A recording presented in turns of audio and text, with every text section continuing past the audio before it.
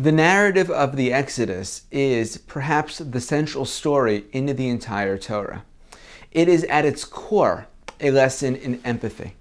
Again and again, God charges the Israelites to respond to the lingering memory of Egyptian slavery by not oppressing the stranger, and by even commanding the Israelites to love the stranger. These repeated injunctions are not framed as moral issues. God doesn't say that treating the stranger well is the right thing to do. They are not formulated as social issues.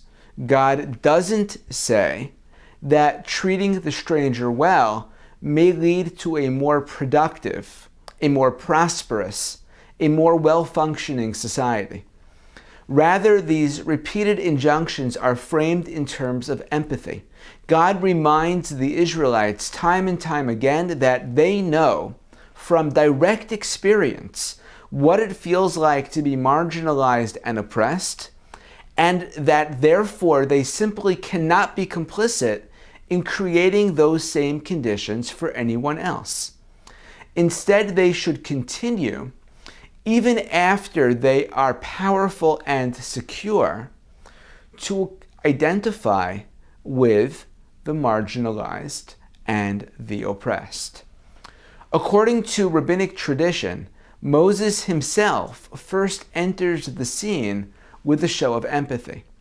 We are told in Sefer Shemot, the book of Exodus, chapter 3, that Moses grew up and went out to his brethren and saw them in their hard labors. The Midrash explains that the point of this verse, its deeper significance, is that Moses, despite growing up in Pharaoh's palace, saw the Israelites as his brothers. He identified with them. He tried to understand them. He even tried to feel, to the extent possible, to feel their suffering. Perhaps Moses became aware, perhaps he understood, that the wealth and luxury he enjoyed in his own life were the result of those slaves toiling away under the hot sun. Princeton's Professor Matthew Desmond, in his new book, Poverty by America, is trying to cultivate a similar sense of empathy. His thesis is that the root cause of poverty in America is that we as a society have chosen to let it exist.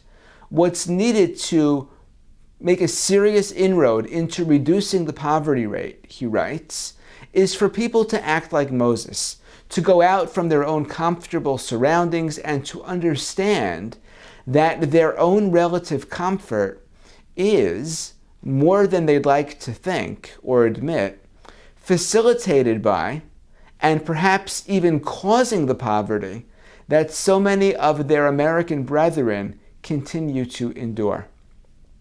The narrative of the Exodus is perhaps the central story in the entire Torah. It is at its core a lesson in empathy. In a country increasingly polarized, both by partisan politics and by economic status, this is a lesson needed now, perhaps more than ever. Shabbat Shalom. Chag Sameach.